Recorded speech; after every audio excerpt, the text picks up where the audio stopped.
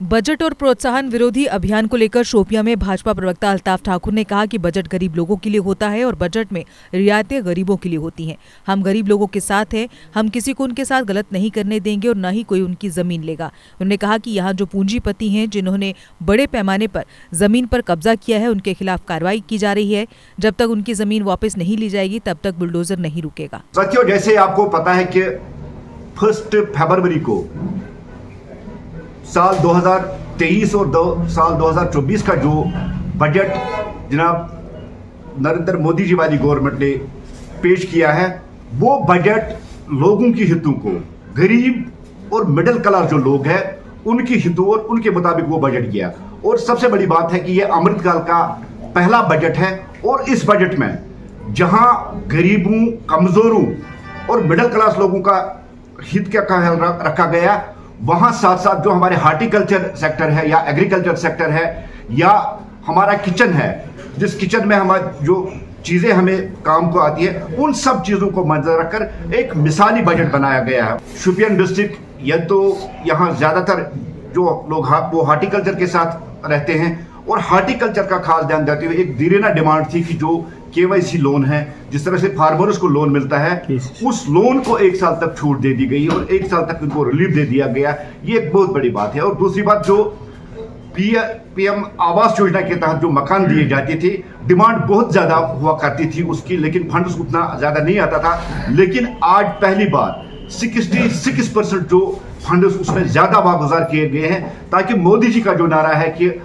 हर एक गरीब को घर मिले, और यही मोदी जी का हमेशा नारा रहा है कि जो गरीब है, जो last man of the line है, उस तक वो फंड्स पहुंचे और गरीबों को जिनके पास अभी रहने को घर नहीं, वो घर पहुंचे। और दूसरी बड़ी बात है कि कश्मीर में जो सपना था, यहाँ उधमपुर से कश्मीर तक ट्रेन आए, और उस प्रोजेक्ट के लिए 6000 से ज्यादा जो करोड़ रुपया है वो उसके लिए वागुजार किए गए। और सेहत के शोबे में खुसूसी ध्यान रखा गया, खासकर हमारी जो माँ बहनें हैं उनके लिए इसमें अलग एक पैकेज दिया गया है। इसी तरह से सबका साथ, सबका विकास का ध्यान रखते हुए इस बजट पे जो फंड्स एलोकेट किए गए वो किए गए। और खासकर मैं जम्मू कश्मीर की बात करूं, जो पिछले साल 33,000 करोड़ का बजट था, आज उसमें भी बढ़ोतरी की और आज 35,000 करोड़ रुपया है जो जम्मू कश्मीर को वागुजार किए गए। और इस तरह मुख्तलिफ प्रोजेक्ट्स के लिए अलग अलग फंड्स दिए गए। जैसे आपने सुना होगा, मीडिया जो हमारे दोस्त है, कि 50 नए एयरपोर्ट और जो सड़कें यहाँ बनाई गई है उन सड़कों के लिए फंड्स होगा। आप सबको ये ध्यान में होगा कि पहले जब हम श्रीनगर से जम्मू जाते थे तो 10 और 12 घंटे का सफर लगता था, और आज यही सफर जो है 4.5-5 घंटे का हुआ है। और हमेशा यही कोशिश रही भारतीय जनता पार्टी की, जो कनेक्टिविटी है उस कनेक्टिविटी को बढ़ाया जाए।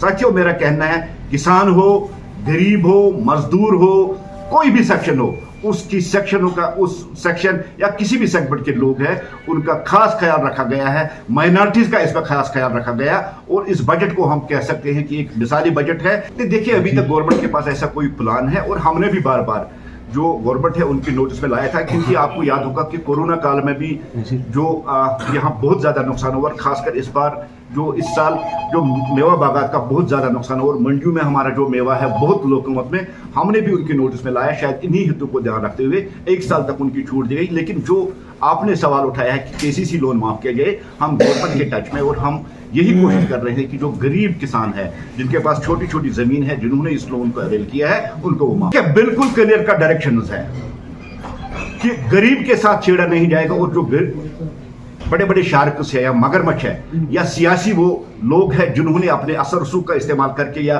कहीं गन का इस्तेमाल करता या हुर्रियत के जैसे लोग हैं जिन्होंने इस जमीन को हड़प किया, जमीन पर, उनको किसी भी हालत में बख्शा जाएगा। और आज मैं आपकी वसादत से ये बात आपके लोगों को पहुंचाना चाहता हूं, और मैं डीसी साहब जो शोपियां के, उनका भी शुक्रिया अदा करना चाहता हूं, क्योंकि उन्होंने एक प्रॉपर जो इनिशिएटिव यहां से लिया। परसों जो दुकानें पहले सील की थी उनको थोड़ी सी रेंट उन्होंने अब रेंट के पर वो दुकानें भी खोल दी थी, और उसने भी यही पूरी इंश्योरेंस दी है कि हम गरीबों के साथ छेड़ेंगे, चाहे वो रामनगरी हो, चाहे वो जैनपुरा का इलाका हो, चाहे वो शोपियां का इलाका हो।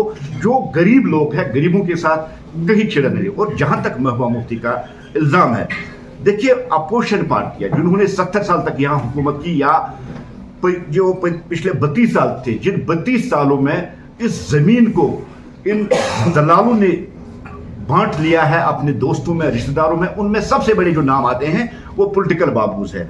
और जो बाबा का ये बुलडोजर है, ये बाबा का बुलडोजर है। ये बाबा का बुलडोजर ना रुकेगा, ना थकेगा, ना झुकेगा।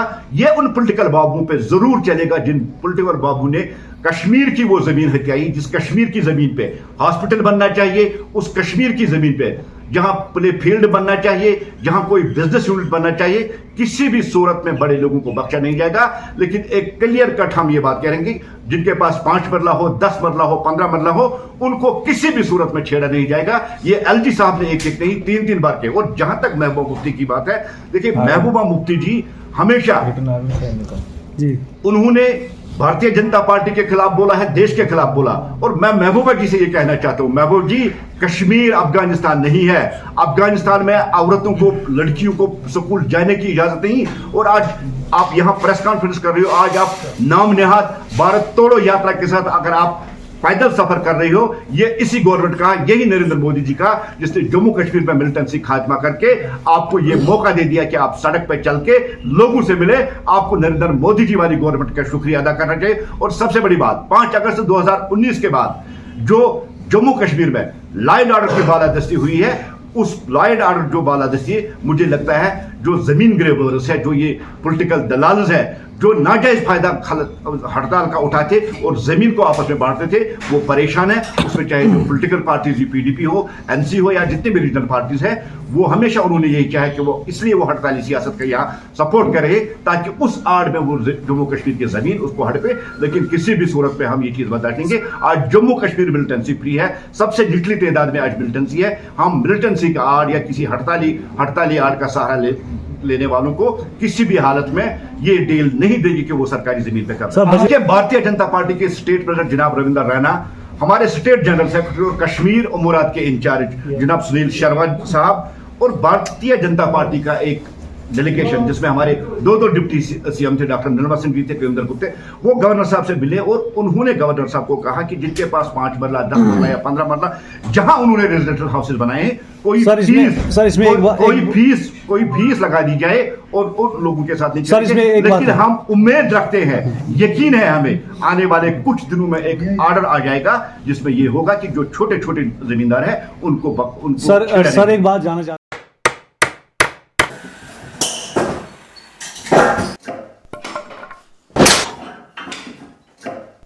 क्या बात है मिस्त्री, बड़ा परेशान लग रहा है। क्या बताएं बाबूजी, कई कंपनियों के कील लाए पर सभी के सभी टेढ़े हो जा रहे हैं। इन कीलों ने तो परेशान कर दिया है। परेशानी दूर करनी है तो आरके इंडस्ट्रीज के स्ट्राइक ब्रांड के कील और कब्जे ही उपयोग करो, जो देते हैं मजबूती की गारंटी। तो चले फिर स्ट्राइक ब्रांड के कील ले लें। बिल्कुल, चलो।